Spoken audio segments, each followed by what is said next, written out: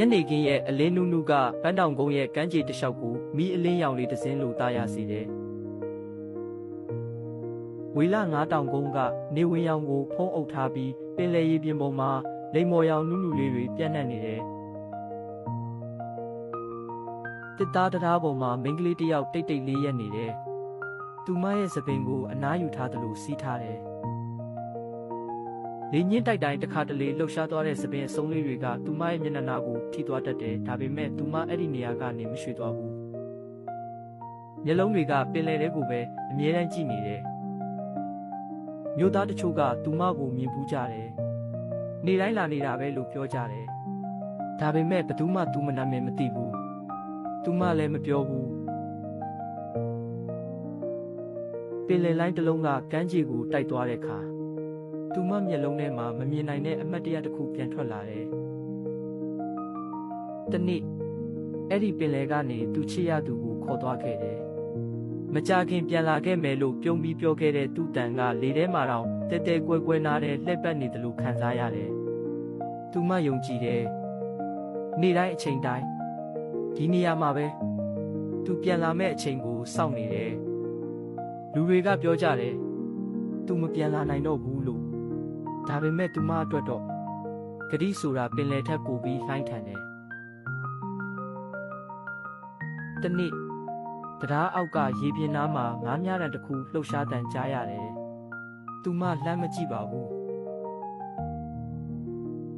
ဒါပေမဲ့တစုံတစ်ယောက်ရဲ့မျက်လုံးကသူမကိုကြည့်နေတာကိုခံစားလိုက်ရတယ်။ကောင်လေးတစ်ယောက်အလုံးပုံမှန်လူတစ်ယောက်လိုပဲငါးမြဖို့လာတဲ့ပုံပဲဒါပေမဲ့ကောင်လေးရဲ့မျက်လုံးတွေကပင်လယ်ကိုမကြည့်ဘူးတရားပေါ်ကမိန်းကလေးကိုပဲကြည့်နေတယ်။ဘာကြောင့်ဒီလိုစောင့်နေရတာလဲလို့သူ့စိတ်ထဲမေးမိတယ်။အဲ့နေ့သူစကားမပြောရဲဘူး။နောက်တစ်နေ့ငါးဖမ်းဖို့ဗတ်တောင်ကုန်းဘေးကရေကန်ငယ်ကိုလာတယ်။တရားနာဖြတ်သွားတဲ့အခါသူမထက်ရက်နေတယ်။နောက်တစ်နေ့လမ်းဖြတ်သွားရင်ထပ်တွေ့တယ်။တစ်ပတ်နှစ်ပတ်သူမကမပြောင်းလဲဘူး။လေညင်းနေဝင်ရောင်ပင်လယ်လိုင်းအရာအလုံးပြောင်းလဲနေတယ်လို့ပဲသူမတယောက်တည်းသာမပြောင်းလဲဘူး။တညမှာမိုးတိမ်တွေထူလာတယ်။ပင်လယ်လိုင်းတွေပူပြင်းလာတယ်။တရားကလှုပ်ရှားတယ်လို့ခံစားရတယ်။ကောင်လေးကစိတ်မကောင်းဖြစ်သွားတယ်။ဒီလိုမိုးထဲမှာရက်မနေသင့်ဘူး။ကောင်လေးကတရားပေါ်ကိုလှမ်းတက်သွားတယ်။သူမနာကနေလေညင်းတစ်ချက်ဖြတ်သွားတဲ့အချိန်သူမရဲ့မျက်လုံးထဲမှာမျက်ရည်သေးသေးလေးတစ်ဆက်လင်းလာတာကိုမြင်လိုက်ရတယ်။ပထမဆုံးအချိန်